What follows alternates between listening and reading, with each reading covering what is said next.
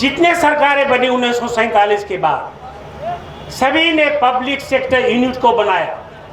345 public sector unit बने, बड़े बड़े। 70 साल में उन्होंने बनाया, लेकिन 214 में जो सरकार आया वो 7 साल में ही 135 सेक्टर यूनिट को बेच दिया है। ये बेचने के कारागार पर ले आया। लोगों को इन्होंने भिखमंगा बना दिया। अनाज देते हैं, वो बेचारा जब ये भी अनाज देंगे तो खाना खाएगा। आप सोच लीजिए, खाली 83 करोड़ सिर्फ इसलिए लाइन में लगते हैं कि हमको खाना मिलेगा, सरकार से अनाज मिलेगी तो हम खाना खाएंगे। उनको खाना नहीं, उनकी मानसिकता को बर्बाद करके रख दिया। इस बात को आपको सोचना होगा। इस बात को सोचिए कि इसने मानसिकता को खत्म कर दिया। हमारे लोगों को एक कर दिया कि तुम खाओ पियो और जब समय आ जाए तो हमको वोट दे दो। ये जितने पुराने नेता हैं इसको हटाइए, सारे नेता, और अच्छे नौजवानों को आना चाहिए पॉलिटिक्स में। पढ़े लिखे नौजवानों को पॉलिटिक्स में आना चाहिए। जब तक आप पढ़े लिखे नौजवान नहीं आएंगे ये पॉलिटिक्स नहीं सुधर सकता। फिर वही लोग रहेंगे जो अपने धन कमाने के लिए, अपना छल प्रपंच करने के लिए, झूठे बोलने के लिए, जुमला बोलने के लिए अपना राजनीति करते रहेंगे।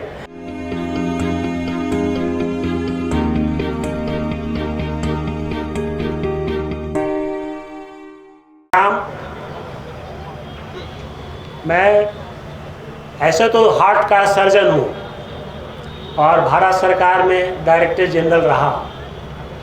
अब आप सोचेंगे कि हार्ट सर्जरी छोड़ करके हम राजनीतिक में कैसे आ गए, सामाजिक में कैसे आ गए। ये भी एक लंबी कहानी है और बहुत सी मानसिकता को जब से 2014 से एनडीए की सरकार आई तब से मानसिक को झंझोर के रख दिया। जबकि इसके सरकार में हम 2019 तक डायरेक्टर जनरल रहे और हमने इनकी मानसिकता को देखी। हम लोग जिस बाबा साहब ने संविधान लिखे उस संविधान के साथ ही इन्होंने खिलवाड़ करना शुरू कर दिया। आप ये सोचें, सिर्फ ये सरकार ने नहीं, सभी सरकार। जब बाबा साहब ने संविधान लिखा तो अमेरिका का कोलंबिया यूनिवर्सिटी 3 जून 1952 को बाबा साहब को एलएलबी की डिग्री दी, जबकि हमारे देश को उनको भारत रत्न देने में 1990 में दिया। अब आप सोचिए कि सभी सरकार की मानसिकता क्या होगी। लेकिन 2014 से जो सरकार आई है, खाली कुछ बातें आपको बताना चाहता हूं जो आप जानते भी होंगे और कुछ मैं बताना चाहता हूं। जितने सरकारें बनी 1947 के बाद सभी ने पब्लिक सेक्टर यूनिट को बनाया। 345 पब्लिक सेक्टर यूनिट बने, बड़े बड़े। 70 साल में उन्होंने बनाया, लेकिन 214 में जो सरकार आया वो 7 साल में ही 135 सेक्टर यूनिट को बेच दिया है। ये बेचने के कारागार पर ले आया। आप किसी भी देश में जाइए, डी इन्वेस्टमेंट विनिवेशन मंत्री नहीं होता, मंत्रालय नहीं होता। इसमें जब एनडीए की सरकार आई, चाहे वो बीजेपी के एनडीए की सरकार वाजपेयी जी के समय में हो या अभी की सरकार हो, उस समय भी 4 जो हमें प्रॉफिट देता था, Balco, Bharat aluminium limited, zinc limited, Indian petroleum corporation, VSNL, ये सारे हमारे प्रॉफिट देते थे। इंडियन पेट्रोलियम केमिकल किसको बेच दिया गया? रिलायंस को बेच दिया गया। तो ये सरकार की जो नीति है उसी नीति पर ये चलता आ रहा है। मुझे अफसोस की बात ये होती है कि हमारे देश के लोग क्यों नहीं समझ पाए 2014 में कि फिर से उसी सरकार को ले आया। ये मुझे बड़ा दुख लगा। और 2014 से हम जो देख रहे हैं, हमारी जो संविधान का एक बात है कि आप अपने अभिव्यक्ति कर सकते हैं, अपना विचार प्रकट कर सकते हैं, आदमी की गरिमा रह सकती है, देश की अखंडता मेंटेन हो सकता है, और ये सभी चीजों पर धावा बोल दिया गया है। इसे कौन बचाएगा? ये मैं जानना चाहता हूं आप लोगों से। अगर आप नहीं सोचेंगे, हम पढ़े लिखे नहीं सोचेंगे, तो क्या वो गरीब लोग सोचेंगे जो इस 7 सालों में हमारे 83 करोड़ लोगों को इन्होंने भिखमंगा बना दिया। अनाज देते हैं, बेचारा जब ये भी अनाज देंगे तो खाना खाएगा। आप सोच लीजिए, खाली 83 करोड़ सिर्फ इसलिए लाइन में लगते हैं कि हमको खाना मिलेगा, सरकार से अनाज मिलेगी तो हम खाना खाएंगे। उनको खाना नहीं, उनकी मानसिकता को बर्बाद करके रख दिया। इस बात को आपको सोचना होगा। इस बात को सोचिए कि इसने मानसिकता को खत्म कर दिया। हमारे लोगों को एक कर दिया कि तुम खाओ पियो और जब समय आ जाए तो हमको वोट दे दो। इससे तुम्हारे ज्यादा सोचने समझने की शक्ति नहीं है। तो ये देश एक गर्क में जा रहा है, ये मैं बताना चाहता हूँ आप लोग को। अगर हम लोग पढ़े लिखे लोग अगर नहीं आएंगे फील्ड में, राजनीतिक फील्ड में, अगर इन लोगों को देते रहेंगे जब तक, बहुजनों ने बहुत राज कर लिया, कुछ राज्यों में बहुजनों ने किया, लेकिन क्या दिया बहुजनों को? हमने यूपी देखा, हमने बिहार देखा, बहुत नजदीक से देखा। आज हम एक रिपोर्ट पढ़ रहे थे गूगल्स पर, अमेरिका में 2021 में एक अधिवेशन हुआ मीडिया का, और मीडिया में कहा गया India is the worst country, सबसे खराब देश है जर्नलिस्ट के लिए। यानी मीडिया के लिए अगर कोई देश खराब है तो इंडिया भी उसमें एक है। अब आप सोच लीजिए क्या हमारा मीडिया क्या बोलती है, क्या कर सकती है, जब बाहर का देश ये बोलता है। बाहर का ये देश बोलता है कि हमारा जो 180 देशों में हमारे 105 स्थान पर हमारा भूखे लोग हैं, खाली सोचते हैं कि हम शाम को क्या खाना खाएंगे और अभी क्या खाना खाएंगे। ये हमारे देश की स्थिति है। एक ऑटो बडी होता था, Indian statistical service, CIC, CBI, ED, मुझे समझ में नहीं आता कि सरकार इसमें इंटरफेरेंस क्यों कर रही है। इस बात पर आपको सोचना चाहिए कि सरकार इसमें क्यों इंटरफेरेंस कर रही है, इसमें ऑटोनोमस क्यों नहीं किया गया, क्यों, आखिर क्यों, क्या बात है। मैं एक बात RSS से पूछना चाहता हूँ। मैं तो डॉक्टर हूँ और ऑपरेशन करता हूँ तो खून चढ़ाता हूँ, एक आदमी का कान दूसरे खून में, और किसका खून है मुझे नहीं मालूम, हिंदू का है कि मुस्लिम का है।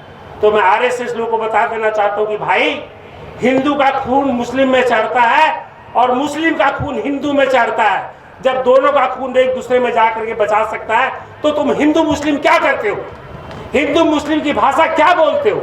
हमारे हर गांव में मुस्लिम रहता है, क्या मैं हर गांव से मुस्लिम को निकाल दूं?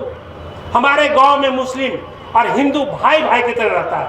ये क्या तुमने एक जन्म, नया चीज को जन्म दे दिया, एक नया चीज को नफरत का जन्म दे दिया।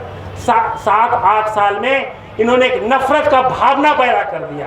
देश को तो गरीब बना ही दिया, देश को तो बेच ही रहा है, ऑटोनॉमी को तो खत्म कर रहा है, और एक नफरत का भावना पैदा कर दिया। देश में जो एकता और अखंडता होनी चाहिए उसको भी उन्होंने खतरे में ला दिया। इसलिए मैं चाहता हूँ, समय आ गया है, ये समय आ गया आप लोगों को सोचने का। और मैं चाहता हूँ कि आप सभी पढ़े लिखे लोग हैं, आप सोचिए। मैंने बहुत विचार किया। मैं 2021 में यूपी में घूमा। यूपी में इसलिए घूमा कि ताकि मैं बीजेपी को हरा सकूं। हम लोगों से कहीं चूक हो गई, कहीं अखिलेश यादव जी से चूक हो गई, और कहीं प्रशासन से चूक हो गई, और अखिलेश यादव जी की सरकार नहीं बन पाई। हमने बहुत कोशिश किया, क्योंकि हम जानते थे कि BSP, Bahujan Samaj party, BJP से मिल चुकी है और आज भी मिली हुई है। मैं ओपनली बात करता हूँ, वो एक शब्द नहीं बोलेंगे, क्योंकि मैंने बहुजन समाज पार्टी से बात की कि एक बार मायावती जी से कहवा दो कि 2024 में हमें NDA के सरकार को हराना है तो हम सारे बहुजन उनके साथ हो जाएंगे, लेकिन वो बोलने के लिए तैयार नहीं है। तो हमारे साथ क्या है, हम किसके साथ जाएंगे? एक आदमी है नीतीश कुमार, वो कब पलटी मार देगा कुछ समझ में नहीं आता।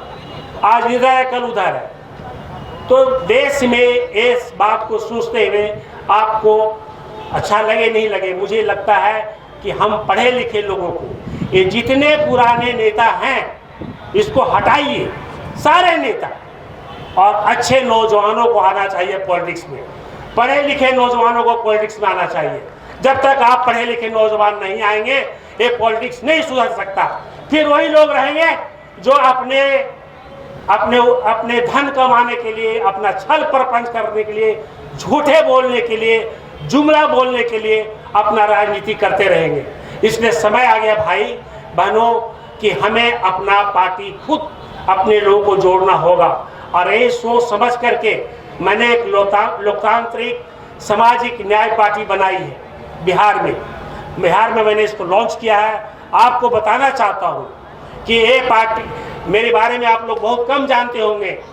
आज सफदरजंग अस्पताल को पता नहीं कितने लोग देखा होगा। एक डिस्ट्रिक्ट हॉस्पिटल था, सिर्फ एक डिस्ट्रिक्ट हॉस्पिटल, आज ये एम्स के बराबर है। सिर्फ एक आदमी के कारण, वो है डॉक्टर जगदीश प्रसाद। अगर एक छोटा सा डायरेक्टर होकर के मैं उसको एम्स के बराबर ला सकता हूँ, तो राजनीतिक में अगर हमारे तरफ बहुत सारे लोग आ जाएंगे तो हम देश को पूरा बदल सकते हैं। ये जो राजनीतिक समता बाबा साहब ने दिया, और 75 साल के बाद भी आर्थिक और सामाजिक समता हम लोगों को नहीं मिल पाई। मैं आपको वचन देता हूँ कि अगर हमारे नौजवान पढ़े लिखे लोग राजनीतिक ज्वाइन कर ले, तो हम समझते हैं कि हमें राजनीतिक नहीं, सामाजिक और आर्थिक समता को लाने में भी 5 साल से ज़्यादा नहीं लगेंगे। ये मैं आपको वचन देता हूँ, 5 साल से ज़्यादा नहीं लगेंगे। एक नीति बदल देगी। जिस दिन हमने कह दिया जिसकी जितनी जनसंख्या उसकी उतनी भागीदारी।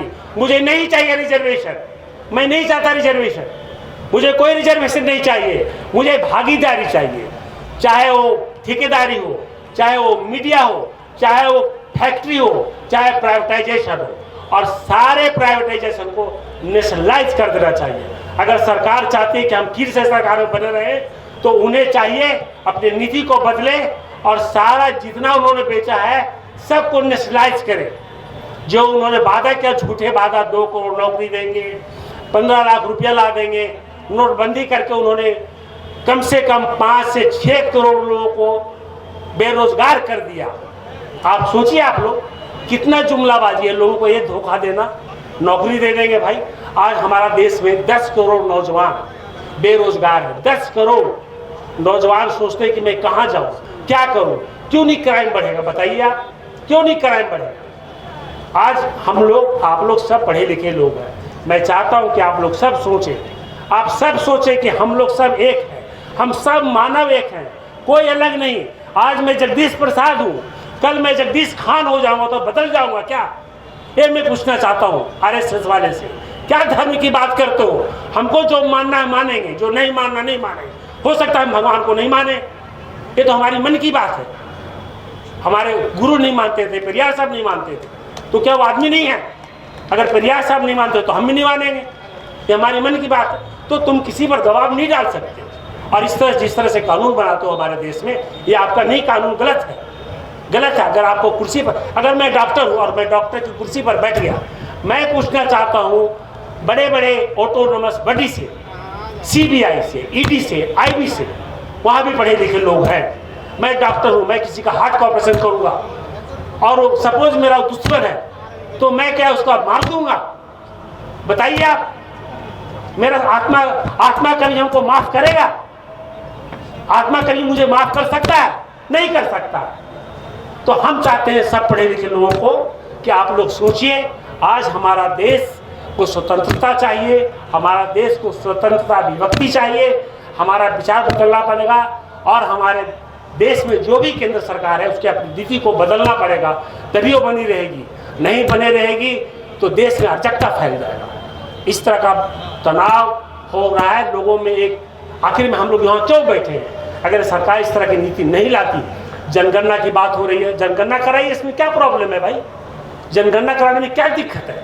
जब आप जनगणना के आधार पर ही आरक्षण देते हैं, उस पर भी नहीं देते, तो आप भागीदारी कह दीजिए कि भागीदारी होगा। आप मतलब क्या चाहते क्या है? आप खुलकर बात करिए। डिजिटलाइजेशन से किसी देश का डेवलपमेंट नहीं हो सकता। देश का डेवलपमेंट हो सकता है आप अच्छा काम दीजिए।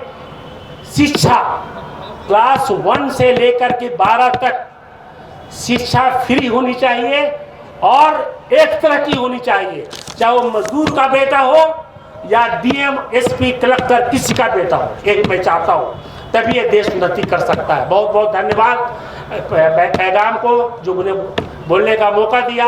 लेकिन मैं आप लोग से फिर से आग्रह करना चाहता हूँ कि मेरे नौजवानों, आप लोग राजनीतिक में पढ़े लिखे लोग आइए, तभी राजनीति ठीक हो पाएगा, नहीं तो ठीक नहीं हो पाएगा।